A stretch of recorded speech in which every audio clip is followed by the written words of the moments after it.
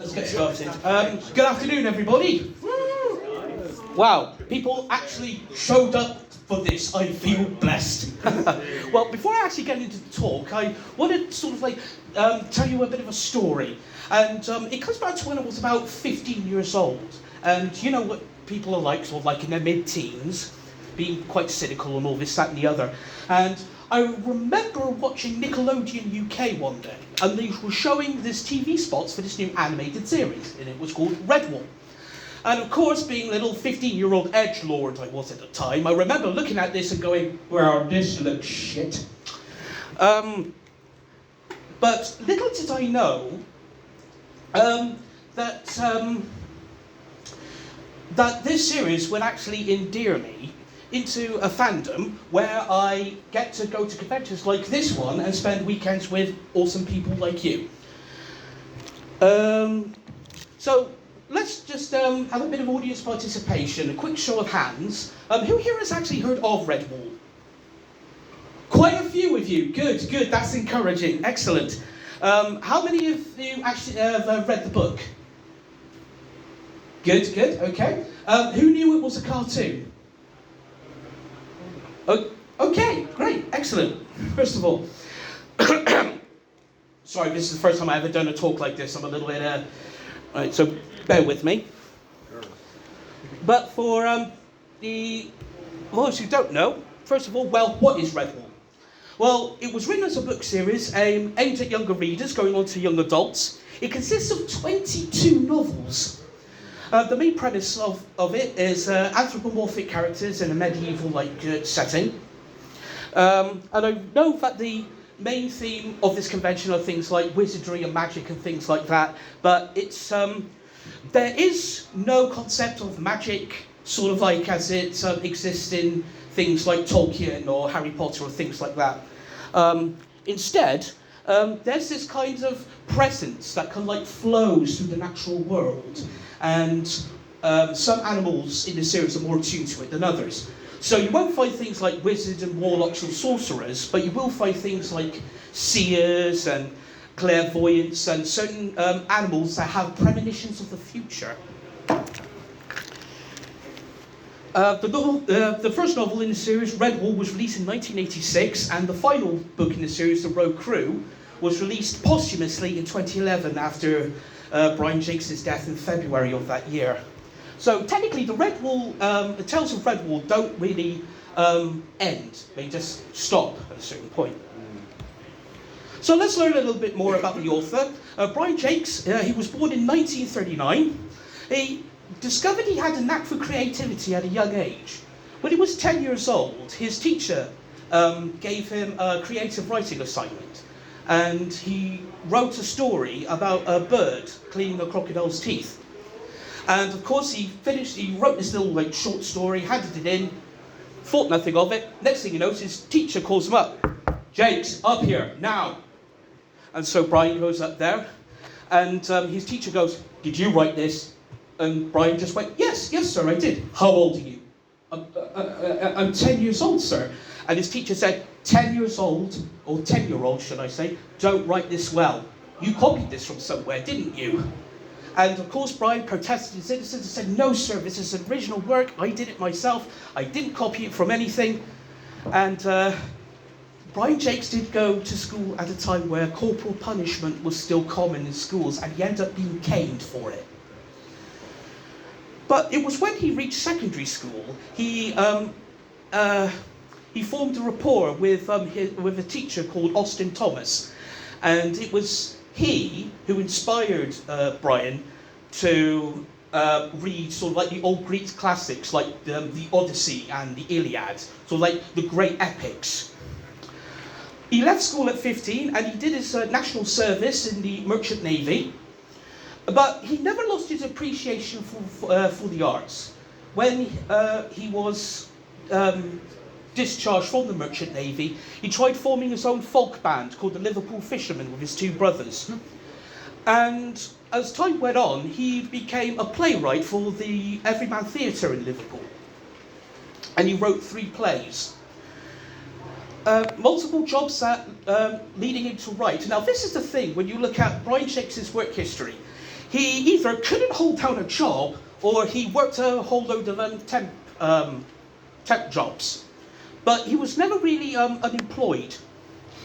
And when he was temping as a milkman, his route took him on to an institute called the Royal Wavertree School for the Blind. And the teachers would ask him to come in and he would read to the children there. And he would, when he was reading, he was sort of thinking in his mind, I could come up with a better story than this. And he tells the story.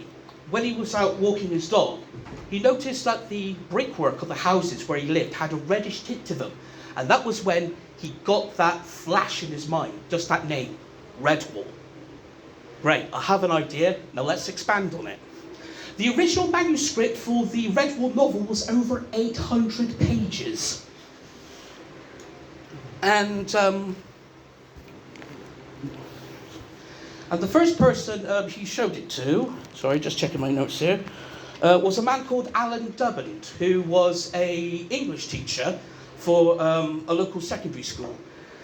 And Jakes gave it to Alan Dubband and saying, could you make some notes on this or whatever and just get back to me? But Dubband handed it over to a publisher without telling him, or without telling Brian Jacques. And it was actually quite a surprise when he got a call from the publisher saying, this Redwall story is actually quite good. Well, we'll have to make some revisions for it, cut some things back, but I think that children would really enjoy the story. And he just went, okay, fine. After the success of Redwall, Jakes became a radio host on BBC Radio Merseyside. He did his own show called Jakestown, where he played snippets from his favourite operas. And in 2005, he was given an honorary doctorate of I'll put in my false teeth and try again. He was given an honorary doctorate of letters from the University of Liverpool, and was made a member of the honorary fellowship of Liverpool John Moores University. Then, sadly, on the 5th of February 2011, Jakes was rushed to hospital to undergo emergency surgery for an aneurysm in the aorta, which is the main artery out of the heart. And unfortunately, despite the surgeon's best efforts, they were unable to save his life. But his other works, Redwall was not the only book that he written. He wrote 2 anthologies and a mini-series. The first one was published in 1991, 7 Stranger Ghostly Tales.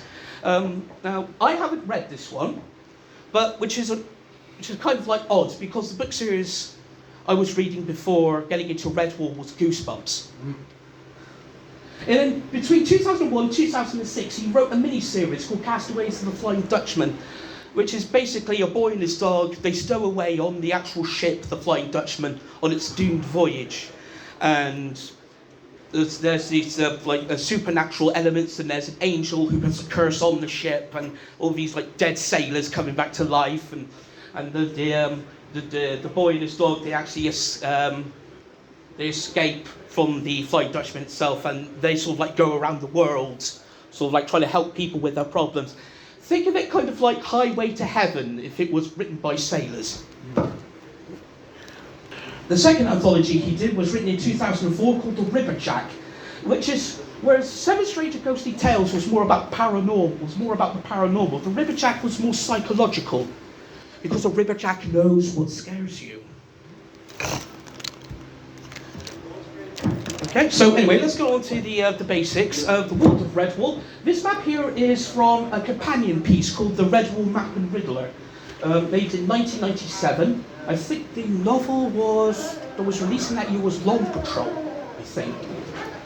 Now, basically, there are 3 key locales that you really need to know about. First of all is titular Redwall Abbey. Nearly every single Redwall book does focus on Redwall Abbey in a certain way. It's either the B plot happens there, or the A plot happens there, or it acts as a framing device in some way. The second major, or second key locale is Mount Salamandastron, or Salamandastron. Both pronunciations are considered acceptable. It's basically they say it's an extinct volcano, but a lot of fan fiction writers have had the idea of, what if it was dormant? And Mount Salamandastron is the home of the Badger Lords, who are the guardians of the western coast. And basically, it's their job to sort of like guard Mossflower Country, which is this bit here, from things like pirates, corsairs, raiding parties, that kind of thing. And the third key locale is really Mossflower Wood, because a lot of antagonists' armies, basically you've got two ways of coming into Mossflower Country. You can either brave the west coast and fight the Badger Lords and his army, the Long Patrol, but that's not really, well, if you tend to conquer all of that, that's not really a viable option. Or you could go south, go through the headlands and march northwards. And Mossflower Wood is the surrounding area. There's lots of tribes that live there. And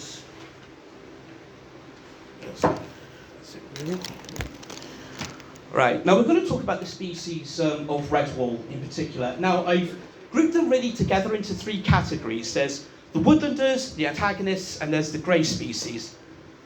And I've got to say, these images, these are from Imager. This is basically fan art. First of all, let's start kind of like with badgers. Badgers are like tanks. They're not just the lords of Mount Salamandastron. They can take the most damage and they deal the most damage. And also in the thick of battle, badgers are known to succumb to like a bloodlust. It's called the blood wrath, where everything just falls to the wayside, and if there's an enemy in front of you, then they'll just go straight for you. I think in the novel Muriel of Redwall, there's a scene where a complete sea rat crew and a ship has been completely slaughtered with one survivor. And he says, and this rat says, that the one thing that frightens him, that he will take to his grave, is the sight of a Badger Lord in the midst of this bloodlust, basically tearing his shipmates limb from limb. Now, next to the badgers are the otters. Now, otters tend to are more men-at-arms kind of like characters. They don't really fight for the Badger Lords. They tend to stick with the Redwallers and fight alongside them. Excuse me.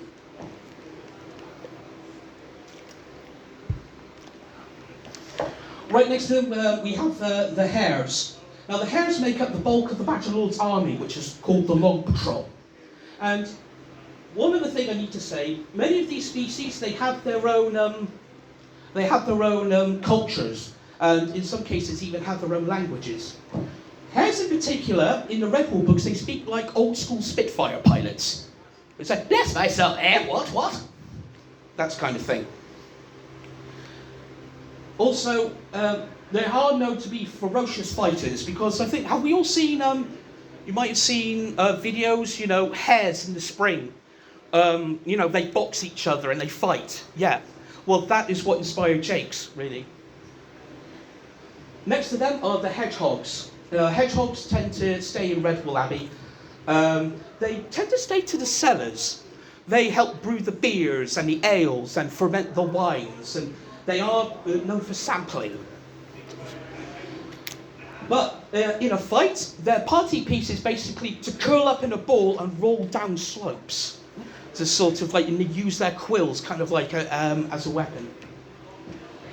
Then we've got squirrels. Squirrels in Redwall are basically what elves are in Tolkien. They're excellent archers and they commune with the trees. Right next to them we have voles. Now, voles and mice tend to be on the same level, but whereas mice tend to live at Redwall Abbey, voles actually prefer the solitude of Mossflower Wood. Also, whereas mice tend to be more steadfast in their resolve and their beliefs, voles, on the other hand, they are more susceptible to coercion. and so they're so easily like blackmailed and things like that.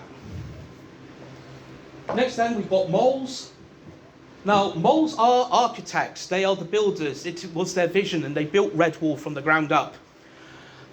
And also moles have their own language as well, and the way Jacques actually spelled it out in his books, the way he wrote it down, mole speak is very phonetic. It's with onomatopoeias that are like strung together. Now, I actually do have trouble understanding it in print, but when I listen to it in the series, or the animated series, I can understand it perfectly. Good old them there moles sound like they come from Gloucester. And then mice, as I said, mice are throughout a majority of the books, they're predominantly of the antagonists. They stick to Redwall Abbey, and Redwall actually has two orders. They have an order of monks, and they have, well, they're not nuns pretty much, but they're called sisters and things like that, and they're predominantly made up of mice.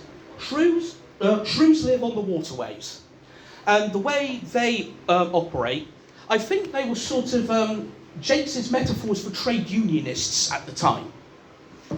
Because when they're first, in the first novel, Redwall, because there's lots of voting and second voting and voting and voting, this, that and the other. But as time went on, the shrews came to the realization that all of this like voting and rounds of voting, we're not getting anything done. So let's just have one single vote, that'll be it. And also not pictured on the air support, sparrows and bats. Sparrows, their philosophy is, my beak may not be as sharp as a falcon or an eagle, but I can still give you a damn nasty peck. And bats have been known to use for nighttime reconnaissance. And they're very useful to say if an enemy is approaching you in the dark. And now we come to the second category. Now, I call these the antagonists, and there's a reason for that, because in the Tales of Redwall, unfairly, this collective group of animals are known as the vermin. And I find that kind of unkind, because if we have a look at these kinds of, I don't consider foxes vermin, or pine martens, or ferrets and stuff. Some of these species people actually keep as pets. Rats. Well, certain types of rat, I suppose, but they go too far in this case. So I call them antagonists. I think that's a much more kinder way of describing them. Also, an omission I need to make from this side: Wolverines. There are no Wolverines in Redwall that we know of. And there is evidence that wolves exist in this world. Because in the novel, The Bellmaker, the villain of that, the fox, the Erginagru, he wears a wolf's pelt as sort of like a form of light armour and as a way to psychologically intimidate his opponents. So sadly no Wolverines, but foxes. Now, foxes tend to be master manipulators and are also good herbalists and alchemists. They can make the sleeping draughts, but their key talent is making poison. Next up is cats. Now, cats used to be the old rulers of Mossflower Country before Martin the Warrior came along and basically kicked them out. And also, another thing I should bring up, is anybody familiar with that Netflix show, BoJack Horseman? Do you know? Yeah. Do you know there's that episode where Princess Carolyn's dating that mouse, Ralph, and Ralph takes her home to meet the family, and there's that religious feast, the feast of Saint Squeaky, and they had that song, "Look at Me, you know, Dumb Cat King," etc. And I was listening to that song, and I was thinking, this sounds very similar to the plot of Mossflower. But saying that, there are a few cats that actually do help the woodlanders, but they're few and far between. Next up we've got pine martins. I think the only, or martins, should I say. I think the pine martins, I think the only one I think is of any note is the villain from the novel Pearls of Lutra, who was a hypnotist, and he would, there's a bit in the book Pearls of Lutra where one of his captains actually displeases him, and he hypnotizes himself into chucking himself out of a window. Ferrets and stoats. Ferrets and stoats, when it comes to the antagonist hordes, they're more the officers. Basically, the warlords makes the orders, they get passed down to the ferrets and the stoats, who then pass it down to the rest of the horde. And the horde is usually made up of, the bulk of them are made up of rats. And rats have kind of like a hard life in the Tales of Redwall. If they're savvy enough to become a war chief, they will lead an army or a horde. However, if they're unlucky, they tend to be the bulk of the army, and they're usually used as either cannon fodder, arrow fodder, should I say, arrow fodder, or meat for the grinder.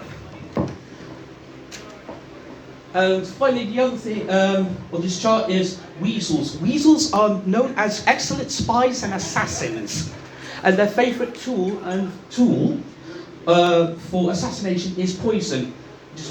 And they usually work with the foxes to create some of the most potent poisons they can. And also, something else I forgot to put in this slide. The antagonists do have their own air support as well, but it's usually crows, magpies, and ravens. And the third group of species is what I like to call the grey. And these are things like owls and other birds of prey and adders. Now, these type of animals, they're seen more as forces of nature. You can't really bargain with them, you can't reason with them. They're forces of nature. It's sort of like, you have crossed my path, to me you are food, and I'm going to eat you. And the other grey species, you've got toads, you've got frogs, lizards, and tribals. Now, tribals tend to live more in mossflower wood, and they can comprise of any kind of species at all. You've got the gonfalons in the novel Doomwhite. There's a tribe of squirrels called the Gore tribe in Martin the Warrior. And there's also Martin the Warrior as well. There's also a tribe of pygmy shrews. Yes, also, another running theme throughout Redwall is the depictions of food. That is not an idle warning. Please eat before reading. The reason for this was when Jakes was in the Merchant Navy, he used to go to all of these ports, kind of like Yokohama and Shanghai, Shanghai and these kind of places. And the first thing he would do is try the cuisine. He would go out to all these places, and he was very fond of bananas. And whenever he set to sea, the first thing he would buy would be a bunch of bananas. But there were certain rules that said you couldn't take certain foodstuffs back with you, back to Britain, so. And even Jakes did grow up in a time where rationing was still a thing, and certain exotic foods were impossible to obtain. Okay, adaptations. Now, between 1999 and 2001, there was a 3-series animated adaptation. The first season was Redwall, the second season was the sequel to Redwall, which was the novel Matameo, and the third one was based on Martin the Warrior. Now, season 1 is sort of semi-reviled by hardcore Redwall fans, because Nelvana had no idea what the hell they were doing. If you go back and watch the first series, the first 2 episodes cover the first third of the book. These seasons are 13 episodes long. Nelvana, what the hell are you doing?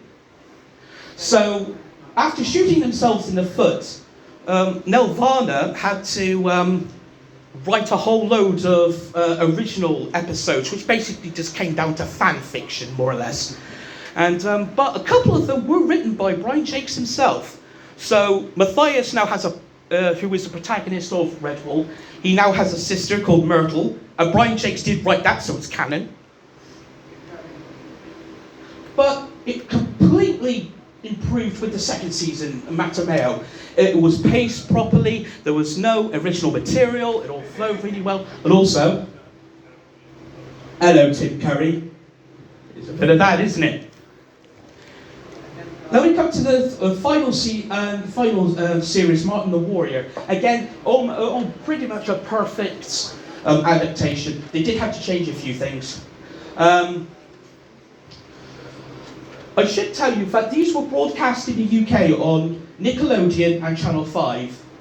And when Nickelodeon were given was given this cartoon, they did notice that because of certain scenes, such as the fights and the battles, they had to cut and they had to edit. So, but not so much with season 1 and season 2. But when it came to Martin the Warrior, all the battles and fights in that, because there was a lot they had to cut out, and after an advanced screening Nickelodeon executives had, they were actually thinking that this is more young adult. We can't show this, because this was going out at 4:30 in the afternoon. That's primetime kids TV. And what complicated matters for Nickelodeon was that in the US, SpongeBob SquarePants had just been released, and it was a huge rating smash. And they had to reach the decision of, this season 3, this is inappropriate for that time slot. This should be on at around 7 o'clock. So, with a decision like that, what do you stick with? You've got to stick with the anthropomorphic animal cartoon that's kind of bleak and kind of like a lot of young adult messages? Or do you go with the wacky flipping yellow sponge? Go with the wacky yellow sponge. And it all worked out for Nickelodeon in the end. However, Channel 5 had no qualms about any of this, and they showed all 3 seasons completely uncut and unedited. And I used to watch this cartoon with my mum before she sadly passed away. And this used to be shown at 8:30 on a Sunday morning on Channel 5. Other adaptations, a graphic novel that was released in 2007. And in February 2021, Netflix made an announcement that they made a deal with Penguin Random House Publishing that to make their own adaptation of the Tales of Redwall. A press release was released. They said that the bloke who, what's his name? He did Over the Garden Wall. Patrick McHale, he was attached to the project. And then a few months go by, almost nothing, and McHale sent out a tweet saying he was going to use the graphic novel as a basis for his script. And a few more months go by, still nothing, and McHale tweeted again that he had finalised the script, and now they were just looking for the right kind of people to voice the characters and everything. But a few months after that, Netflix made an announcement that Patrick McHale had been released from the project.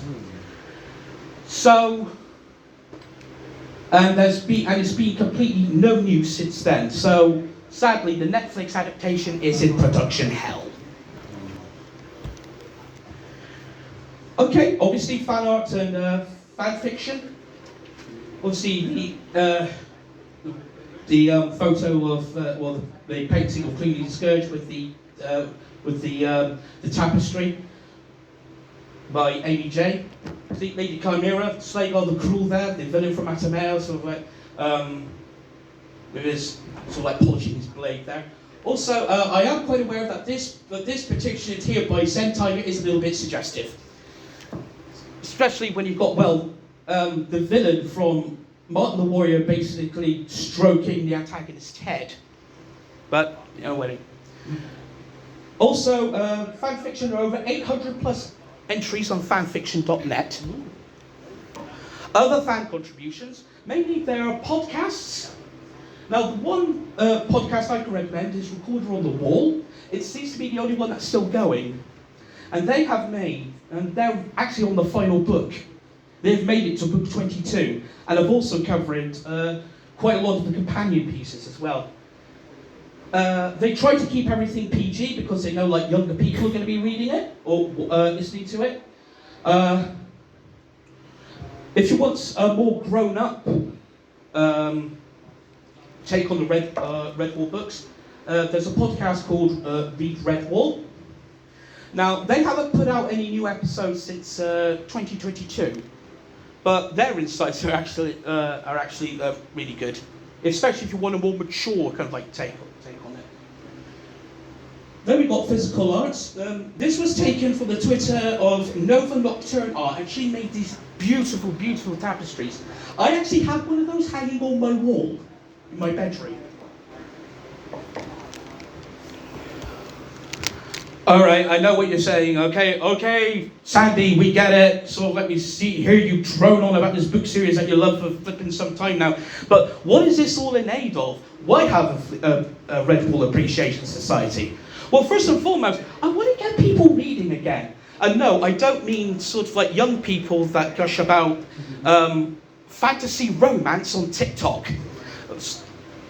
And also a mature alternative for the Redwall Readers Club, because the Redwall Readers Club was sort of like the younger, was for the younger readers of the series, but as those readers have now grown up, and also the Redwall Readers Club has actually gone a little bit as dormant since Shakespeare's death, actually. Another thing is literature and literacy, because when you talk about sort of like classic literature for younger people, what are the main series that usually come up? It's either The Chronicles of Narnia by C.S. Lewis or the Harry Potter series. Both of those series ran for 7 books. These ran for 22, and I think it's a shame that not a lot of people are familiar with it. And also literacy, and this is something I found that's quite worrying, especially with the young people of today. And I know I sound like a flippin' old man when I say this, but have you all seen a video? I think it might be online of this like young girl. Oh, she's only about 3 or 4 years old, and her parents give her a Game Boy Color with Pokemon Blue in it, and she manages to switch it on, and she's just jabbing at the screen. And that's just heartbreaking, in my opinion. Yeah, touchscreen devices are the future, but they're not really, well, in my opinion, they're not really teaching like young people especially how to write, which is worrying. Also, that one book, because we all have that one book that sort of reaches down, touches us, and sort of like changes all our lives, and or opens up new ways of thinking. And for me, that book was Redwall. And going back to what I was saying about watching this, the animated series with my mum, before the season finale of the first season, my mum came back from work and she had a W.H. Smith bag. And then she reaches in the bag and then she goes, "Here you go, that's for you." And at that moment, I just got the book, just went to the first page, and I started reading. And for me, being motivated like that was actually quite rare. Well, like I said, because the series I was in before getting into Redwall was the Goosebumps series, and they're quite thin books, and I think the only book I read until then was on the same part as Redwall was an old point horror book when I was about 14 years old. And also, Redwall was my gateway fandom. And when I was in college, I had a friend of mine, Chris. He passed away a few years ago. And he was into anthropomorphism, and he introduced to me, basically, the wider furry fandom. And I said to him, and then I showed him the book that I was reading at the time. I think it was Outcast of Redwall. And I used to actually call him a Long Patrol Hare because he was so flippin' lanky, it was unbelievable. And also, I want to take this beyond the fur cons. Where I live, Gloucester, the town right next to it is Cheltenham. They have their own literature festival where everybody can get together and talk about the joy of reading and the joy of books. And believe it or not, I would like to do little talks like this. So, if you're interested in joining, in case there's anybody here who is, there's I do have a members only Discord. I am looking for moderators if anybody's interested. There will be a questionnaire. It's sort of like how to weed out the trolls, because I don't want sort of like people in the servers to say their favourite Brian Jacques novel was The Tale of Scroty McBooker Balls. And also yes, lanyards. I've actually ordered some members lanyards. And going back to what I was saying about doing this at literature festivals and things, I actually want to live stream those talks. So if any of you is interested, the email address is right there, redwallapso@gmail.com, redwallappso@gmail.com. And finally, well, what would Brian Jacques think of the furry fandom? Well, let's ask. This is a quote that came from redwallwiki.com. "Fie upon those dullards who scorn anthropomorphic animals, a plague upon their houses, say I." This became doubly clear to me in adult years when being interviewed about my own first novel. A lady, seemingly well educated, asked me how a mouse tending to an injured fox could lift up the unconscious fox's head. I told her in no uncertain terms that she should read Wind in the Willows and discover how a toad drives a horse and caravan. Well, that's all I have for you. Oh, well, that's all I have for you. Is there any, anybody, just check the time actually. Oh, flipping out, we've gone over. Well, anyway, thank you very much for coming. If you want any more information again, redwallappso@gmail.com. And I hope I haven't bored you all to sleep. Thank you. Actually, you haven't gone over. You've finished early. Oh shit, I have. Sorry, you've got an extra 20 minutes. Sorry, okay, any questions? Yeah, so I'm kind of interested in the world of Redwall. And so you were mentioning there's a few what seem to be non-sentient species, and specifically mentioning tribals. Yeah. That they were the woodfolkers or the antagonists. Were they also sentient versions with their own agenda, or were they just sort of? It depends really, because there is evidence. I mean, the main, the antagonist from Redwall was apart from Clooney the Scourge, was an adder called Asmodeus or Asmodeus, and he actually was kind of sentient. But again, he was more of he was always looking for things to eat. And another example of this is there's another adder, I think, in the novel Doomwhite. The crow antagonist, Corvus Skur, he actually has an adder in his service called Bayless. Now, the thing is, Bayless is a blind adder. But obviously, if we all know something about snakes, it's not sight, that's how they hunt. It's all through seismosense vibrations of the ground and everything. And again in Doomwhite, there's another creature that the main antagonist has in his service. It's a great big fish called the Wells. And the Wells basically would end up eating Bayless in the end. Spoiler alert, sorry. So to answer your question, the great species, another good example would be owls and other birds of prey. Because in the novel Redwall, in his quest to get the Sword of Martin the Warrior, the main protagonist, Matthias, he goes to an owl called Captain Snow. And Matthias has to answer his questions very carefully, because one wrong answer, he will bite his head off. Okay.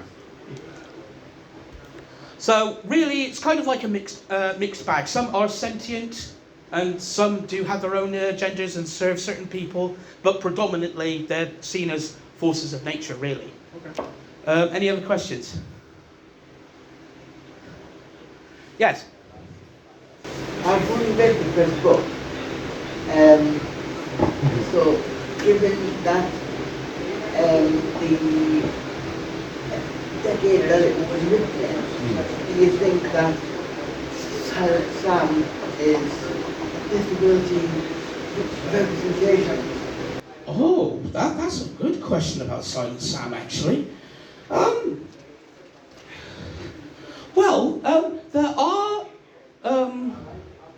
There are certain species with disabilities in Redwall. I think one good example would be in the Log Patrol of Lady Cregger, but she got blinded in battle.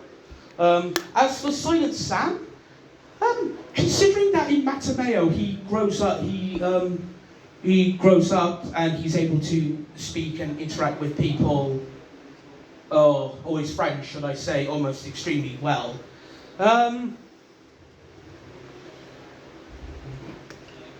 Well, I think in the context of the time it was written, I think Silent Sam could be a good, would be an example of disability inclusion, I think. So, more than likely, to answer your question, yes. Any other questions? For someone wanting to get into Redwall, where do you recommend to start? Best place I would recommend is, I would say go the way the animated series went, which is, I say, begin with the first novel, Redwall. I've got to admit, it was Jacques' first novel. He wasn't perfect. After that, Matameo, which is the sequel directly after that, which is actually a lot better, and Slaghall the Cruel, who's the main antagonist. He's sort of like one of my favourite villains. And the book after that would be Martin the Warrior. But if you don't find you don't have the time to read the animated series, it's a good place. It's a good place really to start. But when you go from the animated series to the books and actually start reading them, you think, oh, so this is where this has changed, and this doesn't end up like, oh, where does this come in, and all this, that, and the other. And also in the animated series, we were talking about the character Silent Sam. He only turns up for one episode, and that's at the very end. And if you look at the writing credits for that episode, Brian Jacques co-wrote that. And I think he was a little bit upset with Nelvana not including him completely. So basically, I'd say start with the novel Redwall, see what you think. Okay. Any other questions?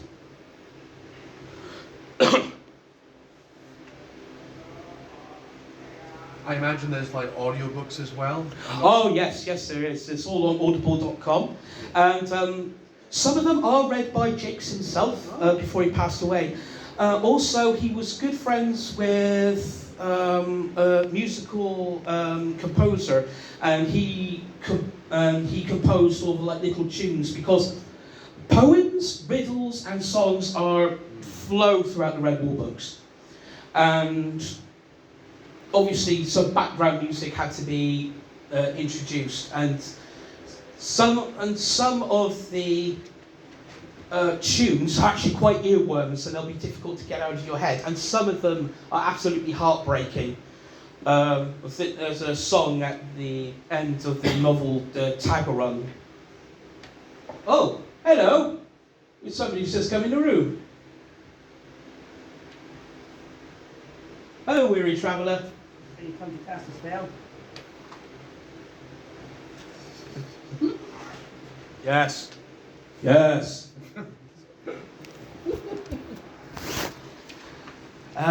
Is there any other questions?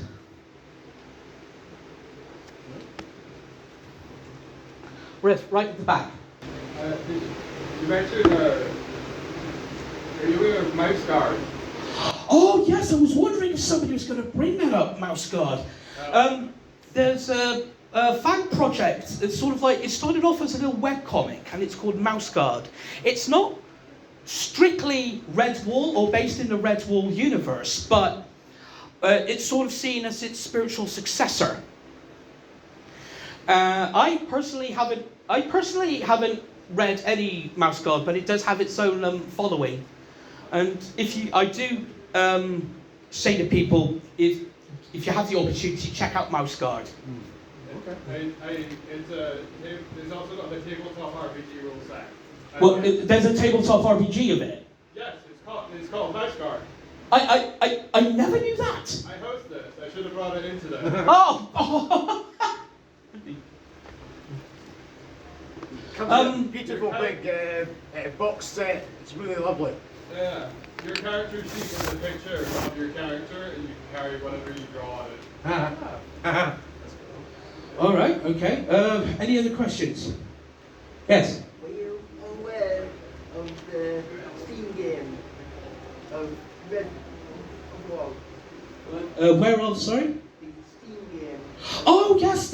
Yes. Of course. Another thing I forgot to bring up was recently Steam have released 3 Redwall third-person kind of like puzzle adventure games. They're called the Lost Tales, and the main story of that is you've got these 2 mice called Liam and I think it's Sophia, and they are part of this a group. It's called the Little Grove Scout Corps, and I think, well, the way they're presented in the video games, they're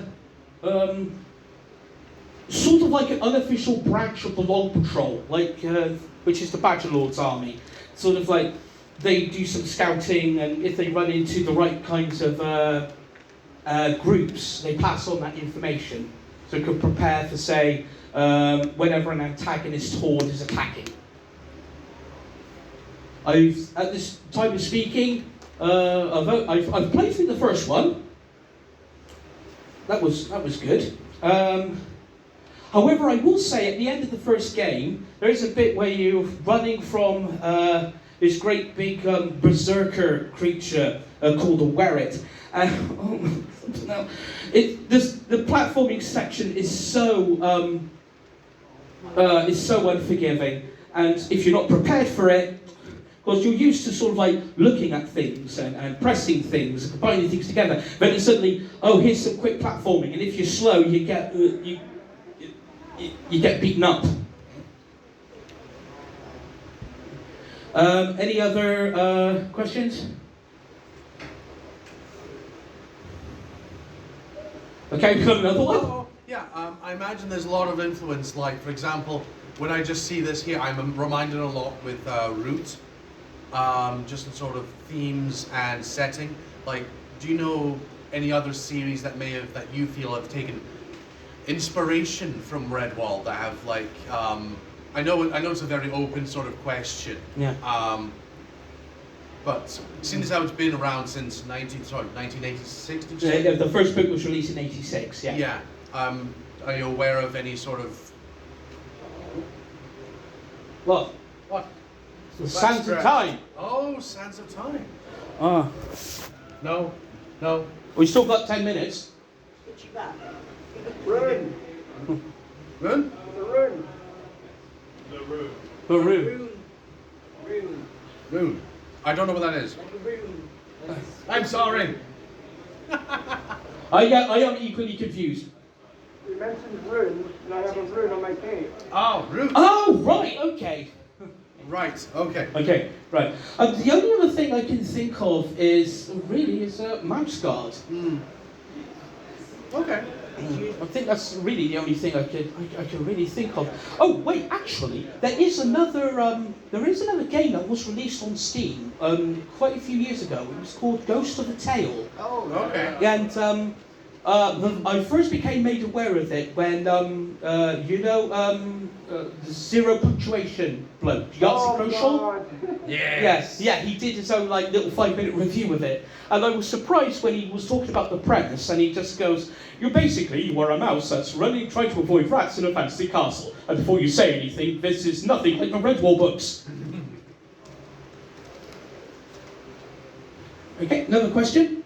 What would you say to somebody who won't read the books because they don't like the term vermin being used for those characters that you showed early on?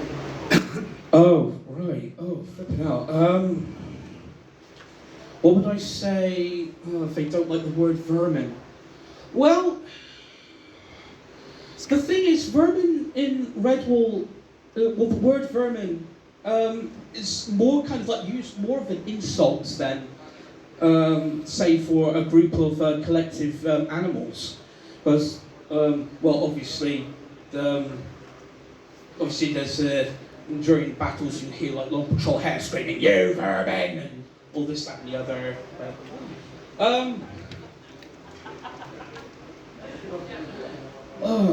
That's a. I'm not sure. Well, I think the best way to really answer that question would say you've got to keep a note at the back of your mind. It's sort of like it's more used as an insult, or try to have that mentality. This is an insult. Kind of like how in America everything was communist. Pretty much, yes. Cold War. Yeah. Yes. However, it's kind of odd. It's kind of odd because sort of like in Redwall, or the actual novel, Jakes actually uses the word "damn" quite a lot. Like the sort of like especially the sea rats, because they use the word "damn" like it's on their Word of the Day character, or Day of the Word calendar, shall I say? And also in the later books of the series, I think it's from after Triss onwards, the word "bugger" comes up quite a lot as well. Yeah, very good. But then again, American audiences, they didn't batter an eyelid. But English readers, on the other hand, were just, should kids be reading words like these, or should they know words like these? Americans, however, didn't give a damn. Right. Okay. Check the time. One more question. Yes. One question. I don't know if you've read the Guardians of the Hill saga books. Would you say that took inspiration from Redwall? Oh, the Guardians, is that the one with the cats? No, it's with the owls. Oh, you know what? I've forgotten about that. Well, I'm not actually familiar with the subject matter, but from what I have seen.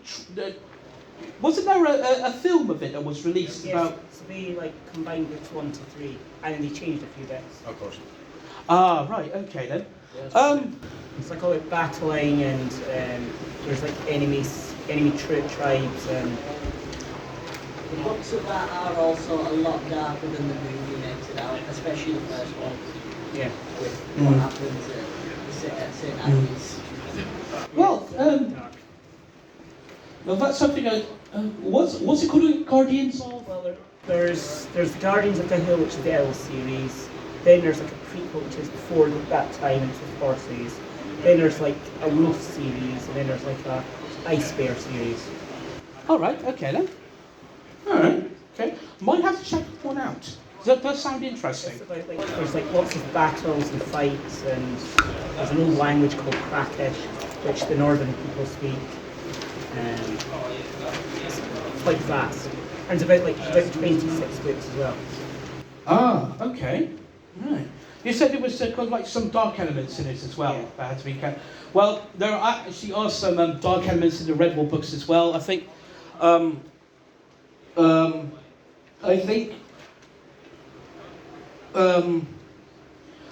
The one thing about Redwall books in particular, or a theme that Jakes tried to constantly convey in his novels, was that war is hell.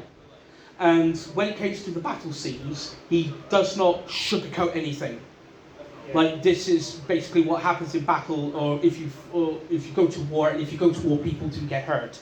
And I think the best example of this would be the end of the novel Martin the Warrior, which I'm not going to spoil for you, but Redwall fans do call the novel Martin the Warrior the fandom breaker, because if you're not ready to shed manly or womanly tears, there is no point of going any further in this series. Got a few minutes left. We might have time for one very quick one. Yes? On there where you mentioned Ghost of the Tail, Moss. Moss. There's a game called Moss, which is kind of like a story, like a block vignette playing VR, and you guide a little mouse around. Mouse. Oh, is that a board game? Video It's a game. VR game. VR. Oh, VR. Oh, right. Okay then. Oh, I haven't heard of that one.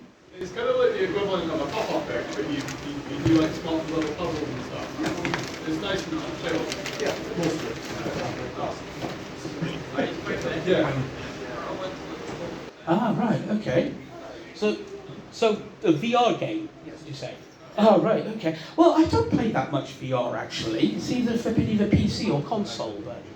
I think it's supported on that. Thank you. I'm not sure if it was on that.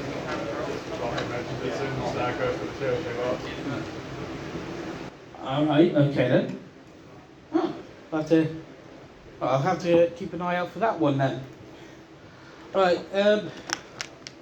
anyway, I think Jackson's just come back in the room. He thinks he wants his flipping room back for the next. Alright, so I think everybody will wrap it up there. Again, thank you so much for coming. I hope I haven't bored you too flipping senseless. But again, enjoy the rest of the con, and if I don't see you at the opening ceremony, and if you're staying for it, I'll see you at the Dead Dog. Thank you very much. The opening ceremony? The opening ceremony? Closing. Did we travel back in time? Yeah, so I've just googled it.